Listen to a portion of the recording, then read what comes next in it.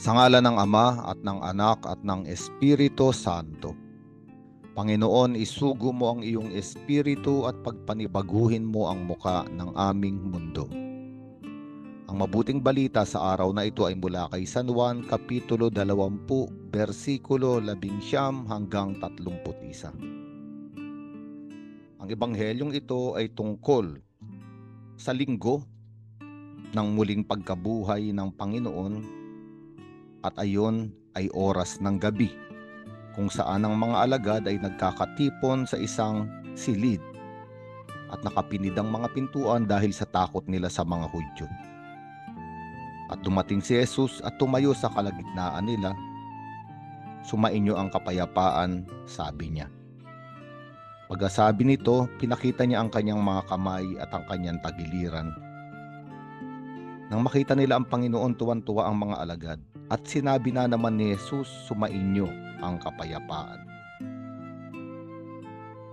Napakagandang tagpo, sapagkat ngayon ay ipinagdiriwang natin ang ikalawang linggo ng Pasko ng muling pagkabuhay ng Panginoon, at ito rin ay ang linggo na itinalaga ng simbahan patungkol sa banal na awa o divine mercy ng Diyos.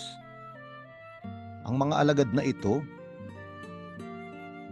ay nagkawalaan. Isa-isa silang umalis, isa-isa silang tumakas. Noong si Jesus ay hinuli, pinahirapan, ipinako sa krus, namatay at inilibing. Sa mata ng mundo, ito ang mga kaibigan na nang-iwan sa Panginoon sa oras na siya ay nahihirapan. Sa katarungan ng mundo, ang isang taong iniwan o pinagtaksilan ay may dahilan upang maghiganti, upang magsalita ng mga masama sa mga kaibigang hindi siya pinahalagahan. Ngunit isang napakagandang larawan ang makikita natin sa ebanghelyong ito, sapagkat walang sinabing masakit si Jesus. Hindi niya hinukay ang nagdaan. Hindi niya ginamit ang nakaraan upang husgahan ang kanyang mga minamahal na kaibigan. Bagkus ang tanging sinabi niya, 2 ulit, sumainyo ang kapayapaan. Ang kapayapaan ay isang salitang napakahalaga. Sa Hebreyo, ito ay ang tinatawag na shalom. Hindi lamang ito salita na nangangahulugang walang kaguluhan, walang suliranin, o walang pinagdadaanang hindi mabuti ang tao. Ang shalom ay isang salita patungkol sa kabuuan. Isang taong hindi wasak, isang taong walang kulang, isang taong ganap. At ito ang ninanais ng Panginoon para sa kanyang mga minamahal na alagad. Nauunawaan niya na ang mga ito ay nawasak din noong siya ay ipinako sa krus. Sila ay nabigo rin sapagkat umaasa sila na si Jesus na sinusundan nila ng 3 taon ay ang Diyos na makapangyarihan, na ipagtatanggol sila sa mga umaalipin, lalo pa nga sa mga kuko ng Imperyo Romano. Ngunit sila ay nawasak sapagkat sa harapan nila ay pinahirapan at pinatay itong Panginoon. Kaya nga maaari nating sabihin, ang puso, espiritu at kaluluwa ng mga alagad nito ay wasak. Kaya nga nagtatago sila sa isang maliit na silid at nakapinid ang pintuan. At dito sila hinanap at tinatagpo ng Panginoon upang buuin muli ang mga damdaming wasak, ang mga kaloobang nasaktan, ang mga pangarap na gumuho. Isang linggo patungkol sa banal na awa ng Diyos. Ito ang makadiyos na habag na ibinibigay ni Jesus sa mga alagad. Kaya nga ang sumunod na mga salita ni Jesus ay isa rin pagpapakahulugan sa napakalalim na pag-unawa ng Diyos sa sangkatauhan.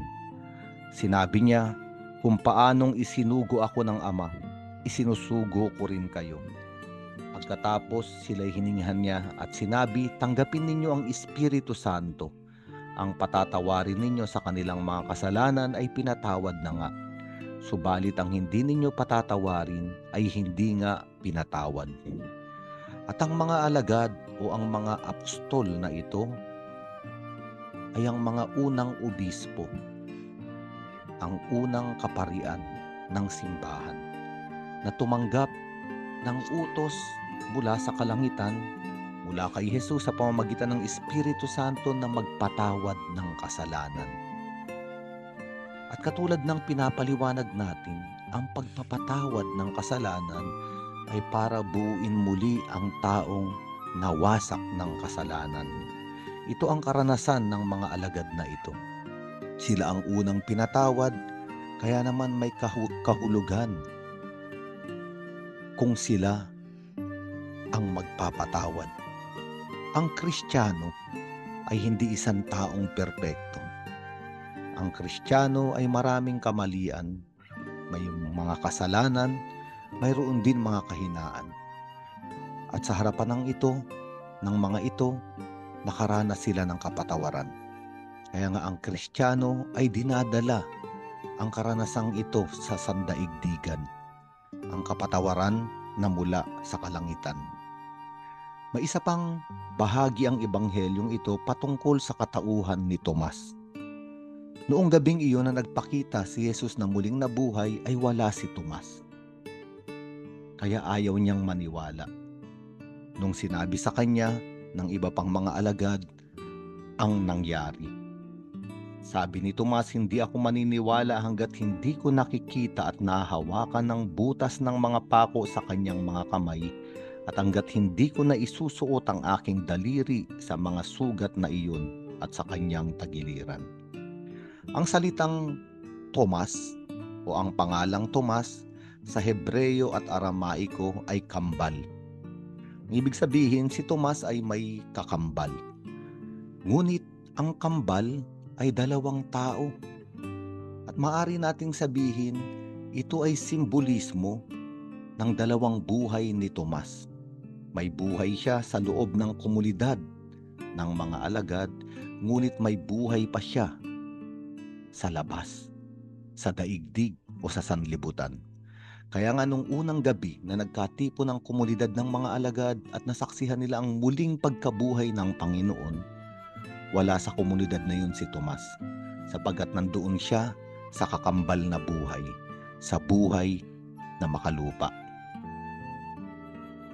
Isa pang simbolismo ng kambal, ang kambal ay palaging dalawa. Ibig sabihin, walang iisang kaisipan, walang iisang desisyon, walang iisang pananalig. Palaging hati, palaging nagdadalawang isip. Kaya nga si Tomas ay tinaguriang Tomas na nag-aalinlangan. Sapagkat ang taong palaging may dalawang buhay, may dalawang pagkatao, may dalawang lugar na sinusundan at pinupuntahan, ay isang taong nag-aalinlangan. Ibig sabihin, isang taong hati o isang taong wasak din. Kaya nga, dahil sa napakalalim na awa at habag ng Diyos, makalipas ang isang linggo, muling nagkatipon sa loob ng bahay ang mga alagad at kasama nila si Tomas. Ayaw ng Diyos na maiwan si Tomas sa ganoong kalagayan. Ayaw ng Diyos na hindi masaksihan at maranasan ni Tomas ang muling pagkabuhay ng Panginoon. Kaya nga, makalipas ang 8 araw ay bumalik muli si Jesus sa lugar na iyon. Para kanino?